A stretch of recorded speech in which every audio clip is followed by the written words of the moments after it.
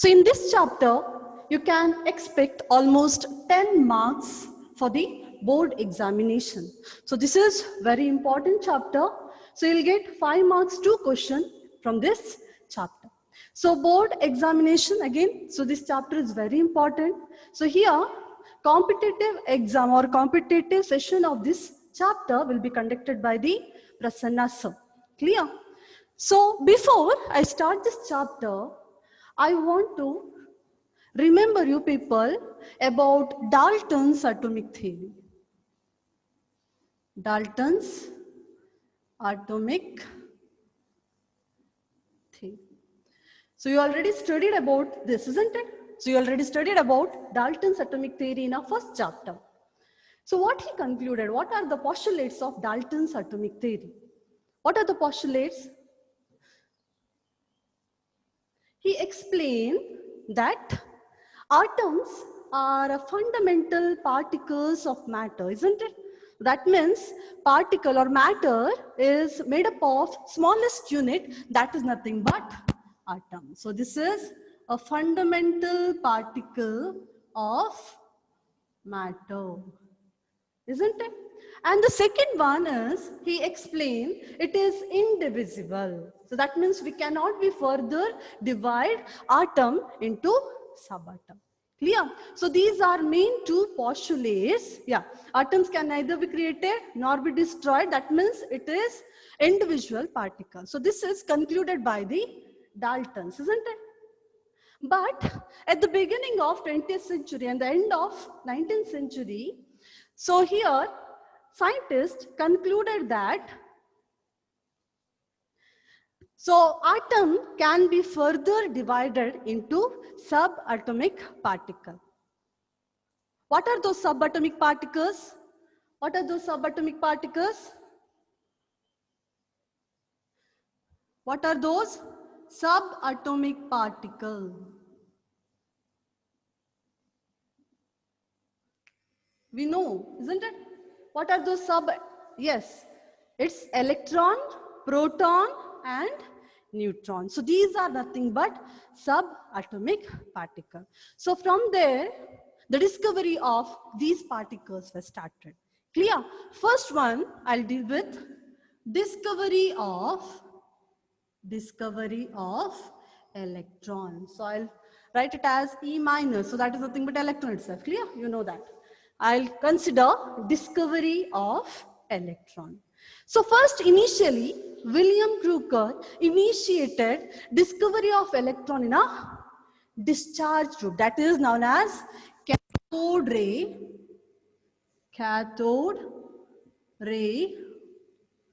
discharge tube. Cathode ray discharge tube. Clear? So in this, we'll consider diagram first.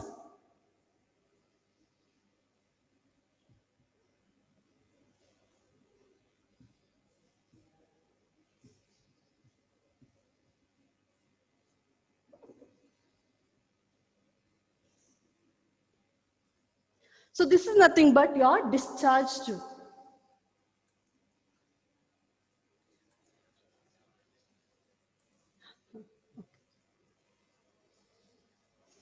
So first we'll consider its construction. What are the construction of discharge tube? Construction. So first construction here.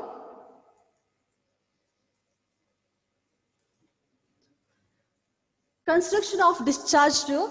Discharge tube, this is known as discharge tube. Clear? So discharge tube is made up of glass chamber. So first construction of this one is, it is made up of glass tube, which is made up of glass tube. Clear? So this circle, or just imagine tube light. Clear? Just imagine tube light. So tube light is a one glass tube, isn't it? Like that, it is a glass tube which is connected with a terminal electrode. What do you mean by electrode? What do you mean by electrode? So electrode are nothing but it is metal rods. It is metal rod. Clear? So is this clear? So just imagine the tube light. So here it is a hard glass tube which is connected with two electrodes, terminal electrodes, which is connected with a high voltage source. High voltage source. Clear? And next one, here there is one vacuum pump. It is vacuum pump which can, yeah, why we use vacuum pump? Why we use vacuum pump?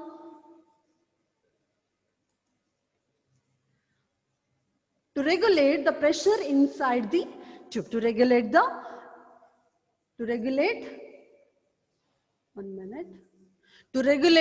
pressure inside the tube. Clear? So this is about construction. First one, it is made up of glass tube. Second one, there are two terminal electrodes. Clear? And third one, it is fitted with one vacuum pump. Clear? So now fourth one is, again it is connected with a high voltage battery or high voltage source. It is connected with a high voltage source. Clear? So now what will happen? He initiate the experiment.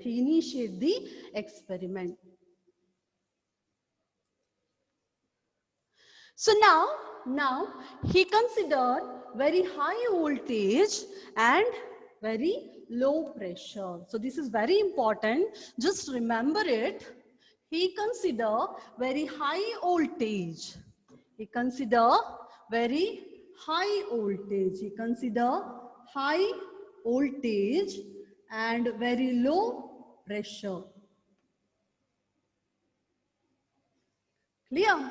So this is work under high voltage and at a low pressure.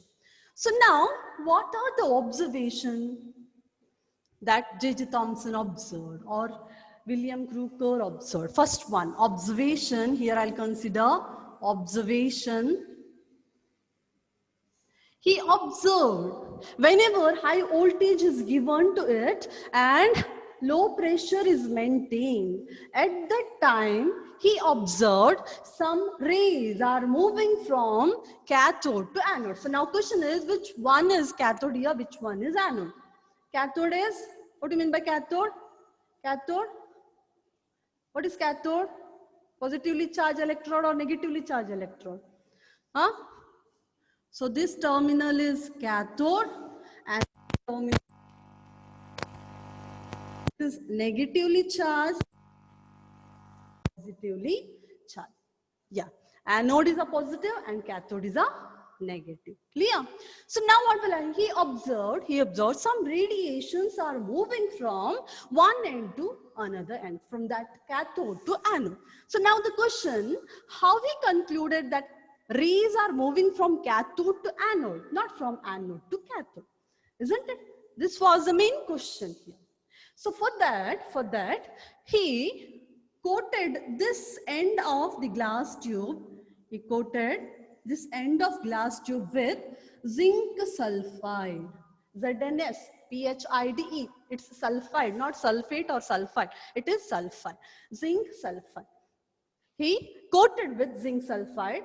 Whenever rays generate from cathode to anode, it strikes to that coating or end of the glass tube and it starts to glow. Clear? So whenever electrons or rays are moved from cathode to anode, it will go and strikes to this coating, that is zinc sulfide coating, which is nothing but fluorescent in nature. That means whenever some rays or radiations will fall on it, it starts to glow, it starts to illuminate. Clear? So that he concluded that rays are moving from this end to that end. So finally, he concluded, or he named it as cathode ray. Why?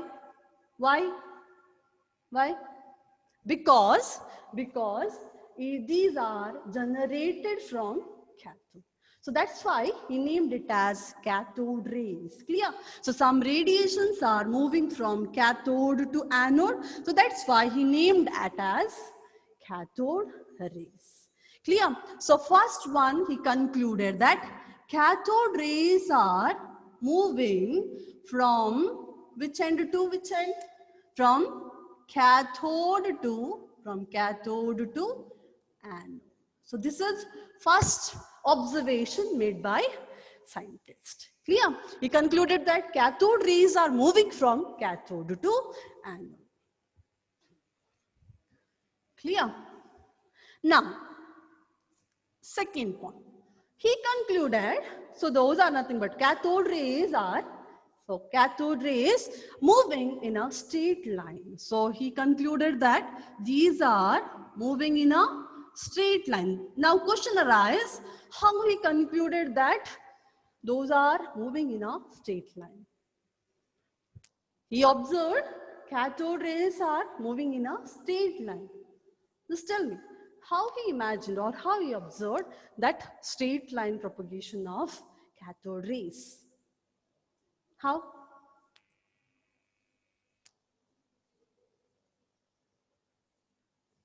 See, cathode rays are moving like this, isn't it?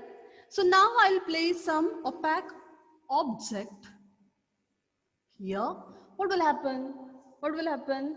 We can see its shadow, isn't it? We can see its shadow. So like that we can imagine or we can find the straight line propagation of cathode ray. So he concluded that cathode rays will move in a straight line. Cathode rays will move in a straight line. Clear? So next one, third observation. So now he took, by placing a screen so that shadow forms. Clear? It's right, Shilpa. It's right. So now he changed arrangement. That means he took two plates over here. He took two plates. One is positively charged, another one is negatively charged. Just imagine, so I'll consider a tube. That is nothing but discharge tube where cathode rays are moving from cathode to anode. Clear? So here cathode rays are moving from cathode to anode. Clear? So that we concluded those are nothing but cathode rays.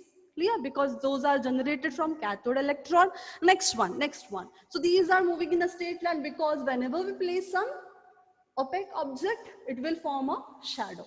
Clear? So those are 2 points which was observed by the scientist. And the third point, so now just imagine, so now I'll consider two electric plate here. One is negatively charged, or I'll consider it as positively charged, like this. I'll consider it as positively charged, and here at the below, I'll consider a negatively charged plates. Clear? I'll consider two plates. And I'll start giving electric current. So what will happen here? What will happen? So here positive plate is present and here negative plate, and the cathode rays are moving in a straight line. What will be the observation? Just imagine you are considering a tube, so where cathode rays are moving from cathode to anode. Clear? So now I'll place two plates, positive plate or positively charged electrode on second negatively charged particle. What will happen? What will be the observation? What will be the effect of those plate over the cathode rays? Yeah, negative rays are moving towards positive. Yes, so where here cathode rays are nothing but negatively charged particle, isn't it? So those are moving towards that is positively charged particle. Clear? So he concluded it as a cathode ray are nothing but these are made up of negatively charged particle. Clear? Because those are deviated from its original path towards positive. Clear? And again he considered another field, that is nothing but magnetic field. He considered a magnetic field just like this. Just imagine. He considered a magnetic field. field. So then he observed those radiations are deviating from its original path towards downwards. So that depends on the magnetic field. Clear? So he concluded in the presence of electric and magnetic field, what will happen in the presence of electric and magnetic field? Cathode ray behave as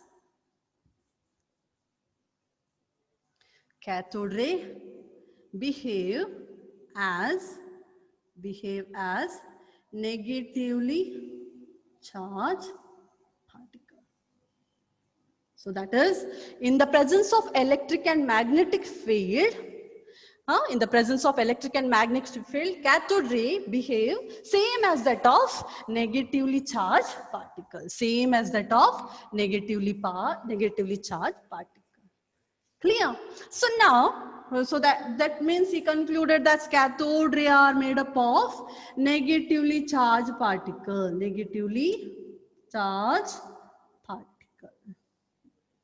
Clear?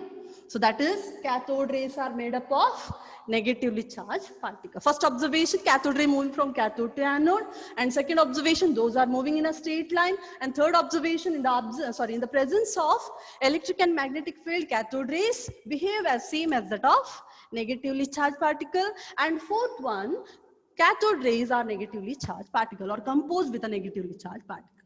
And now he filled this tube with a different gas. He took hydrogen gas, nitrogen gas, or whatever the gas, and he observed same observation in all conditions.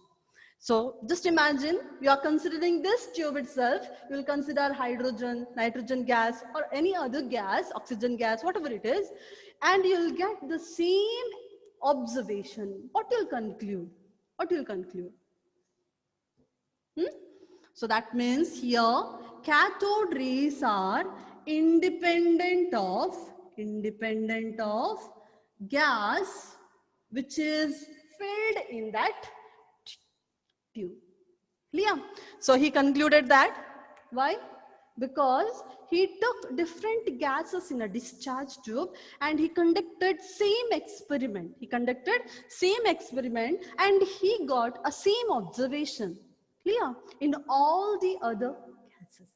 So he concluded that cathode rays are independent of gas which is filled inside the glass, that is discharge tube. Is this clear? Is this clear about discharge tube? Clear? Prithvi Hegde? Yes. All right. So now we will move to next concept. So that is about charge by mass ratio of electron. Next concept, charge by mass ratio of electron. So here, next topic, charge by mass of electron. In 1897, J.J. Thomson considered the same discharge tube again. J.J. Thomson. Scientist J.J. Thomson considered same discharge tube.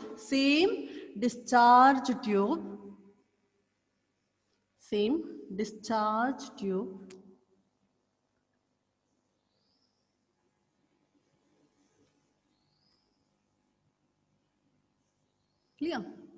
He considered same discharge tube.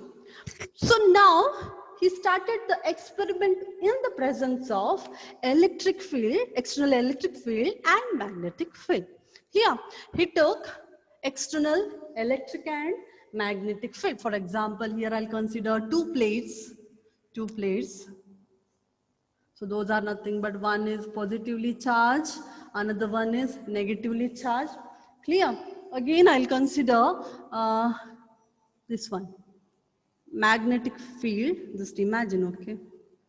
This will be like this, like this. Clear? He took two strength or magnetic field. So now we know the observation, isn't it? In the presence of electric current, in the presence of external electric current, it moves towards point A. I'll consider it as point A. So I'll take here. So this is nothing but point B, and this is your point C, and this is point A, and this one is point C. So now what was the observation? In the presence of electric current, radiations are moving towards A, point A, and in the presence of magnetic field, radiations are moving towards B. Clear? So radiations are moving towards A in the presence of electric current, and radiations are moving towards magnetic, that is BC, in the presence of magnetic field. So now he explain if I increase the electric field, just imagine if I increase the electric field, rays will goes on towards A. If I increase a magnetic field, rays are moving towards C. Clear? So now I'll balance those two magnetic and electric field, those two strengths.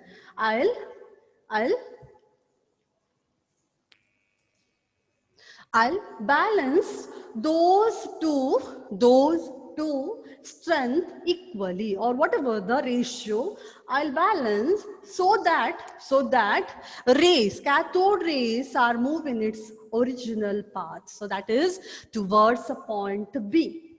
Clear? So he considered, or he balanced those two strength or two fields so that radiations move towards B. So in its original path. Clear? So in the absence of magnetic field and electric field, there is no variation or duplication, isn't it? So deviations will be zero, nil. So that means electrons will move from cathode and directly strikes towards B. Yeah, so that means it moved towards B. So there is no deviation. But in the presence of electric and magnetic field, it deviates, isn't it? So he maintained those two strengths so that electrons, or so that cathode rays move in a straight path. Clear? So by that he concluded how the deviation will form, why the deviation, or the deviations are depends on which quantity or which factors. First factor, cathode rays are deviating from its original path, depends on magnitude of negatively charged particle or negative charge, magnitude of negative charge. First one. So deviation of cathode ray from its original path depends on, first point, magnitude of negative charge. Let me write first all three. Second one, mass of particle, and third one is strength, that is magnetic and electric strength. Clear? So now question, how magnitude of negative charge deviates the cathode ray from its original path? Just tell me. If I increase the negative charge, or if I decrease the negative charge, what will be the conclusion? Deviation increases or decreases? Greater magnitude, greater will be the deviation. Yes, Prithvi Hegde. So here what will happen, whenever magnitude of negative charge increases, it more deviates, isn't it? So deviation will be more. Clear? And next one, second one, mass of particle. How mass of particle can deviate its path? Now tell me. How mass of particle can alter? Lesser mass, more deviation. Very good. This. So here, if in case we are considering a lightweight, then it will deviate more and more. If you considering high weight or more weighing any substance, it will deviate less. Clear? Light mass, more deviation. And next one, third one, strength of magnetic and electric field. How it can alter the path. Greater strength, greater deviation. Very good. So those are nothing but if in case you are increasing the strength of magnetic and electric field, what will happen? Deviation is more, isn't it? So these are three factors on which deviation of cathode ray depends. Clear? Is this clear?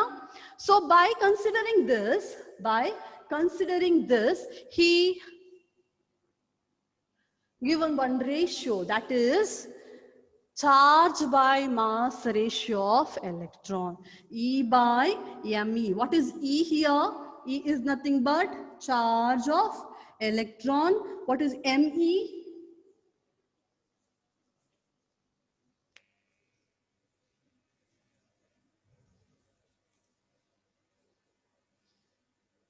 What is Me? Me is nothing but mass of electron. So initially it is unknown, that is charge and mass of electrons are unknown. Clear? He got a relationship between electron and charge and mass. So that is nothing but 1.758 into 10 raised to 11 coulomb per kg. Coulomb per kg. So this is nothing but charge by mass ratio of an electron. Clear? So this is a ratio between charge of electron and mass of electron. That is, just remember, it is very important. Remember this 1.758 into 10 raised to 11 coulomb per kg. This is nothing but coulomb. So this is coulomb per kg. Clear? Just remember, it is very important. Clear? So that is nothing but 1.758 into 10 raised to 11 coulomb per kg. This is nothing but charge by mass ratio of an electron. Clear? Clear? Is this clear? Huh? J.J. Thomson continued or considered a same experiment in the presence of electric and magnetic field. So in the presence of electric and magnetic field, he observed there is a deviation of cathode ray. Clear? So then he concluded, or he balanced those two forces or those two strength. So that cathode rays are moving in a straight path towards. So that he imagined or he observed that if in case we balance those two strength or force, will get cathode ray can move in its original path. So then he considered, in that case, what are the factors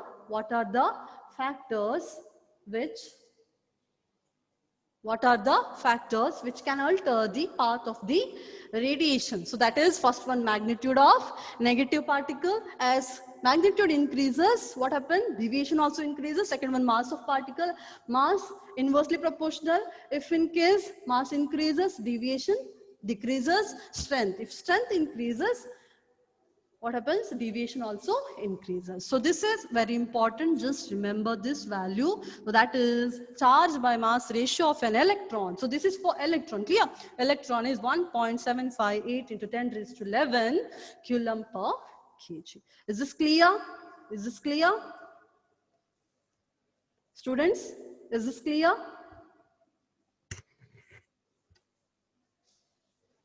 Okay. So then we will move to next concept. So that is charge of the electron.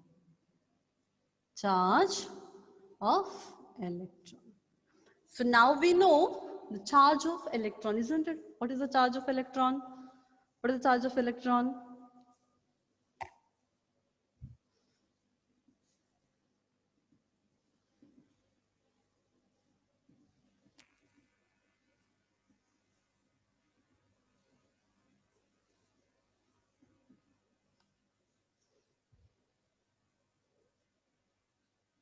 What is charge of electron? Not clear. What happened? So I'll just explain once again, okay? Mansa? So just imagine that same discharge tube. Clear? Is it clear? Okay. Then charge of electron. So next concept is charge of electron. What is the charge of electron? So that is not a charge of electron. It is charged by mass ratio 1.758 into 10 raised to 11. So that is nothing but, what is that? Charge by mass ratio, not charge of electron. It is not a charge of electron. So just remember. So this is E by ME ratio, not charge. So that is 1.758 into 10 raised to 11 coulomb per kg is not a charge of electron. It is just a ratio, that is E by ME. Clear? Yeah, 1.6 into 10 raised to minus 19. Why we just check your answer? It is electron. It is electron, and you are writing charge of electron. Clear? So here, charge of electron was discovered, or it is initiated with the help of Millikan's oil drop method. So what is Millikan's oil drop method? Here, he took one chamber, glass chamber, which is connected with the two plates, again electrical charge plate, and he considered one atomizer here, one atomizer which is filled with oil. You can see, right? Which is filled with oil. So then he took a small hole. He considered a small hole over first plate. So then he considered one telescope here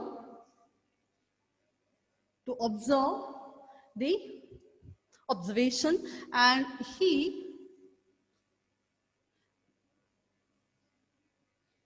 inserted X-rays here.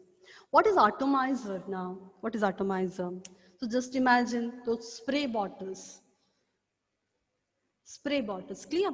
So here there is one spray bottle that is known as atomizer. Spray bottle where we can convert it into drops. Clear? So this atomizer is filled with oil. Clear? Construction. This atomizer is filled with oil. There is one telescope. Here there is one opening for the X-ray. There are two plates. Which one of it is positively charged, another one is negatively charged. So now what will happen? From this atomizer, some oil droplets will be entered into the chamber.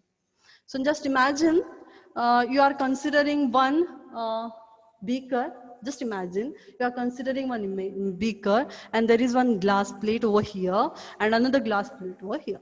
So now we are introducing some of oil droplets from the top level. Clear? So these will be sprayed out. Clear? Oil droplets are moving out. So now what will happen? There is one small hole, isn't it? There is one small hole, so that can pass one oil drop. Clear? So now just imagine one oil drop will insert in between those two plates. Clear? One drop coming inside in that two plates, in between that two plates. 1 minute. In that two plates. So now X-rays are introduced over that droplets. What will happen when X-rays strike the drop? It will eject the electron, isn't it? It will eject the electron, and all drops will be circulated or covered with the electrons. So that is negatively charged particle. So when X-ray strikes over that oil droplet, what will happen? So electrons are ejected. You'll come to know about these things. Clear? So just imagine this. This is not very important for your board examination. Clear? Just I am telling this because you can imagine how the charge variations will be carried out.